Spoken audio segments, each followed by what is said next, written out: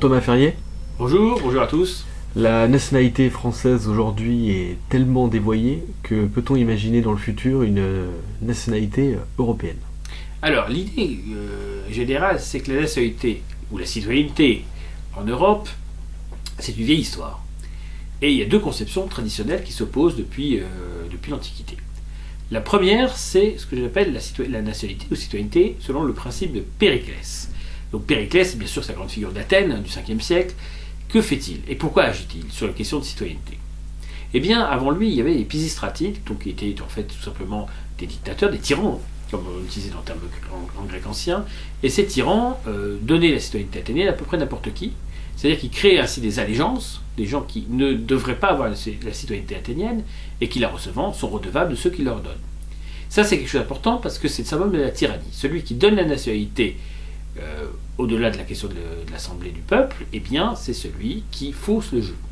Car il est facile de se créer des partisans en augmentant le nombre de citoyens artificiellement. C'est contre ça que Périclès va s'élever. Et après la chute des Pisistratides, il va revenir en arrière.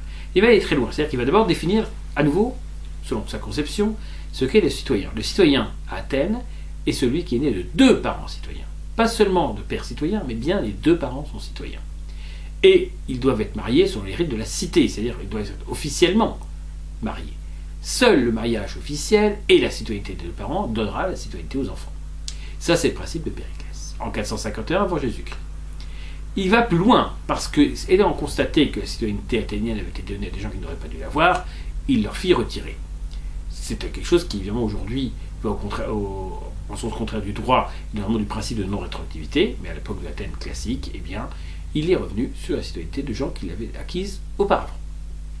Ce modèle s'oppose au modèle impérial romain de la décadence, et pas n'importe quel, le règne de Caracalla au début du IIIe siècle. Au IIIe siècle de notre ère, l'empereur Caracalla, qui est un empereur d'origine orientale, un Syrien, veut universaliser la citoyenneté romaine. Alors évidemment, les esclaves resteront esclaves. Mais toute personne présente, pas seulement née, mais présente sur le sol romain, et en tant que statut d'homme libre, devient automatiquement citoyen de Rome. En termes clairs, si des Germains étaient installés, par exemple en Gaule, au moment de Caracalla, eh bien ces Germains deviennent automatiquement citoyens. Et c'est le cas de toutes les populations de l'Empire. C'est le droit du sol élargi d'une certaine manière. Pas seulement le droit de naissance, mais le droit de présence. Ces deux conceptions s'opposent. Le droit du sang, c'est le principe de Périclès, c'est le principe de la démocratie athénienne. Le droit du sol, c'est le principe de l'autocratie impériale à vocation orientalisante. En termes clairs, la conception moderne, européenne, de la nationalité et de la citoyenneté, c'est le Jus sanguinis, c'est le principe d'ascendance, Abstammungsprinzip en allemand, il y a Prorождение Prinzip en russe, c'est-à-dire concrètement le principe de l'ascendance qui prime sur le lieu de naissance, qui peut être complètement arbitraire à l'époque de flux migratoires internationaux. Ces deux conceptions s'opposent. La Révolution française va restaurer le principe du droit du sang que la féodalité avait aboli. Car en effet, à l'époque féodale, les notions de sang et de sol n'étaient pas du tout les mêmes. Le droit du sang, entre guillemets, c'était le droit de la noblesse. Et le droit du sol, c'était que tout paysan, tout sujet, tout vassal, enfin comment dire, tout homme qui était né sur le sol d'un fief devenait membre à part entière du fief en question, c'est-à-dire qu'il se soumettait au seigneur du fief. C'est ça le droit féodal. Le droit féodal, c'est le droit du sol. Le droit du sang est revenu avec la Révolution française et avec Napoléon. Ça, c'est l'historique. Donc ce droit napoléonien, eh bien, on va se répandre dans toute l'Europe. La Grèce va rétablir le droit du sang. L'Italie va appliquer le droit du sang. L'Allemagne va appliquer le droit du sang. Toutes les nations d'Europe, même le Royaume-Uni, vont appliquer le droit du sang sous l'influence des idées de la Révolution française et de Napoléon Bonaparte. C'est-à-dire tout simplement le modèle athénien et républicain romain. Ça, c'est très important historiquement. Donc, on comprend bien les choses là-dessus. Le droit du sang, c'est le droit démocratique, c'est le droit des hommes libres. Le droit du sol, c'est un droit autocratique, c'est le droit des esclaves, tout simplement, ou des serfs. Voilà la vraie opposition. Aujourd'hui, le mondialisme ne veut plus de droit du sang. Le mondialisme veut que tout le monde ait la cité de l'endroit où, par le hasard de la naissance ou du voyage, on se retrouve.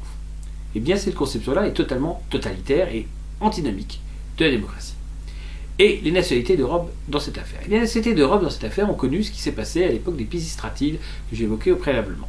C'est-à-dire que les gouvernements, sans d'aucune manière demander l'aval du peuple, naturalisent massivement des gens qui ensuite leur seront redevables. On sait que les partis sociaux-démocrates, notamment le Parti socialiste français, ont longtemps pratiqué la naturalisation de complaisance pour augmenter leur nombre d'électeurs. C'est tout à fait antidémocratique, vous le comprenez bien, il s'agit simplement de fausser la démocratie, en rajoutant des joueurs qui n'étaient pas dans l'équation de départ. C'est le cas en Allemagne, c'est le cas dans tous les pays d'Europe. Donc c'est une façon de détruire la démocratie.